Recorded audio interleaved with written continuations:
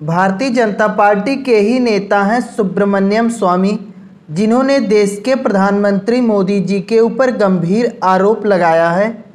स्वामी जी ने कहा कि जब मोदी गुजरात के मुख्यमंत्री थे तब वह एक लड़की के पीछे पागल थे, उसकी जासूसी करवाते थे, अपनी राजनीतिक शक्तियों का दुरुपयोग करते थे। उस लड़की के बॉयफ्रेंड को धमकी तक दी जाती थी। सुब्रमण्यम स्वामी की बात को पूर्व आईपीएस अमिताभ दास ने भी सही बताया। सुब्रमण्यम स्वामी जी जिस लड़की के साथ मोदी जी का अवैध संबंध होने का दावा कर रहे हैं वह लड़की यही है। इस लड़की का नाम उन्होंने बताया मानसी सोनी। मानसी सोनी नामक या वही लड़की है जिसके साथ मोदी जी के अवैध संबंध होने की बात सुब्रमण्यम स्वामी कर रहे हैं।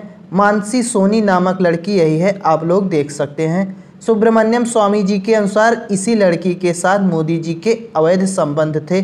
तो ऐसी स्थिति में सुब्रमण्यम स्वामी जी ने मोदी जी के ऊपर जो आरोप लगाया वह सही है कि गलत, इसकी असलियत जानने के लिए हमने मोदी जी के मुख्यमंत्री कार्यकाल की हिस्ट्री निकाली। हमारे द्वारा की गई जांच पड़ताल में जितनी भी जानकारी मिली है, आइए हम सब मिलकर उसके बारे में अध्ययन करते हैं। आपके सामने जो व्यक्ति दिखाई दे रहे हैं ये हैं आईएएस प्रदीप शर्मा। उस समय जो है लड़की के साथ ये भी कार्य करते थे। ऐसा माना जाता था कि इनके पास कुछ अश्लील फोटो होने के शक में इन्हें उस समय निलंबित कर दिया गया था। इन्होंने उसी को लेकर कुछ मीडिया में अपनी बात रखी थी जो उस समय अखबार में निकला था। इनका कहना है कि मोदी को शक था कि लड़की की सेक्स सीडी मेरे पास है। लड़की की जासूसी के मामले में प्रधानमंत्री नरेंद्र मोदी की मुश्किलें बढ़ती हुई दिख रही हैं। निलंबित आईएएस अधिकारी प्रदीप शर्मा ने सुप्रीम कोर्ट से कहा है कि गुजरात सरकार ने उस लड़की की जासूसी इसलिए करवाई थी क्योंकि मोदी उस पर फिदा थे। प्रदीप शर्मा का मानना है कि गुजरात सरकार ने उस लड़की की जासूसी इसलिए करवाई थी कि मोदी उस पर फिदा थे।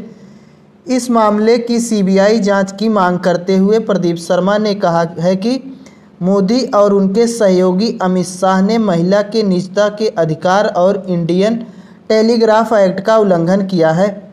प्रदीप शर्मा ने आरोप लगाया मोदी और अमित शाह दोनों के ऊपर। इनका मानना है कि इन दोनों ने उस लड़की के निजता का उल्लंघन किया है, उस लड़की की जासूसी करवाई गई है। हमें पड़ताल के दौरान मानसी और मोदी जी की कुछ तस्वीरें भी मिली हैं, उसे भी आप लोग देख सकते हैं। ये है मानसी सोनी और इन्हें तो आप पहचान ही रहे हैं, हमारे देश के वर्तमान प्रधानमंत्री मोदी जी हैं। इसी लड़की के साथ इनका जो है अवैध संबंध बताया जाता है। गुजरात में जब सुनामी आई थी तब मानसी सोनी आर्टिकेट बनकर बंगलोर से आई। उस शहर के डीएम ने उसके काम की तारीफ की थी। जब मोदी उस शहर में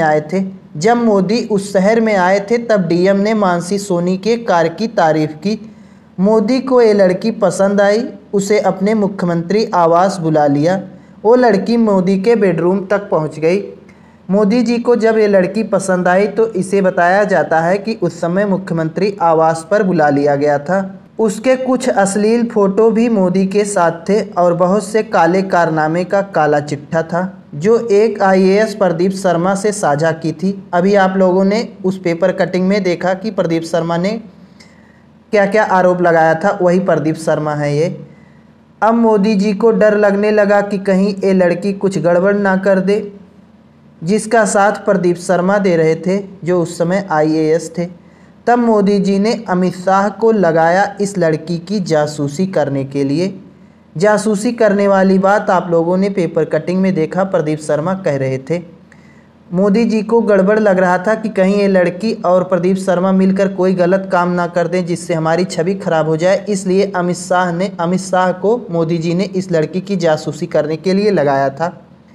इस जासूसी के कुछ बात कोबरा पोस्ट ने स्ट्रिंग करके की थी जो मीडिया में उस समय आया था।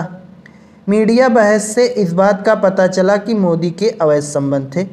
उस समय पूरी तरीके से यह बात मीडिया में चल रही थी और जब मीडिया आपस में बहस कर रही थी तो उससे यह स्पष्ट हो गया था कि मोदी जी का इस लड़की के साथ अवैध संबंध था, जिसकी कुछ सीडी लीक हो गई।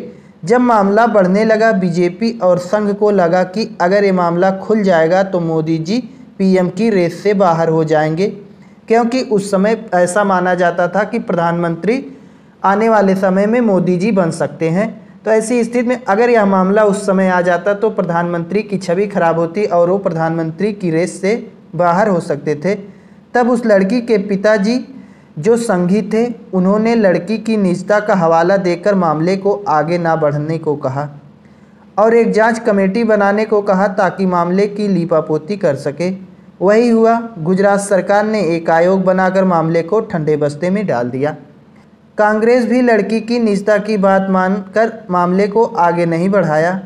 उसके बाद जब दिल्ली में केजरीवाल की सरकार बनी तो ये मामला सदन में भी उठा था।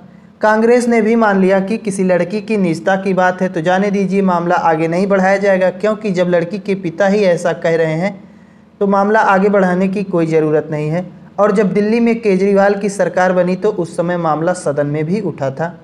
अब सुनने में आ रहा है कि उस लड़की का कुछ अता पता नहीं है। कुछ लोग कहते हैं कि लड़की अमेरिका चली गई है, तो कुछ लोग ये भी कहते हैं कि उस लड़की की हत्या हो चुकी है। वर्तमान समय में वह लड़की कहाँ है, इसके बारे में किसी को कोई जानकारी नहीं है। कुछ लोग कहते हैं कि अमेरिका चली गई है, कुछ लोग कहते हैं कि उसकी हत्या हो गई है। तो ये रहा हमारे प्रधानमंत्री जी का प्रेम प्रसंग। अब इसके बारे में आप लोग क्या कहना चाहते हैं, आप अपनी कमेंट बॉक्स में राय दे सकते हैं। और यह पूरा जो है मामला उठाने का कार्य किया है भाजपा के ही नेता हैं सुब्रमण्यम स्वामी। तो ऐसी स्थिति में इस खबर का क्रेडिट हम सुब्रमण्यम स्वामी को देते हैं। इस खबर में हमारा कोई योगदान नहीं है। हमने सुब्रमण्यम स्वामी जी की बात सही है कि गलत, बस उसी की समीक्षा की है।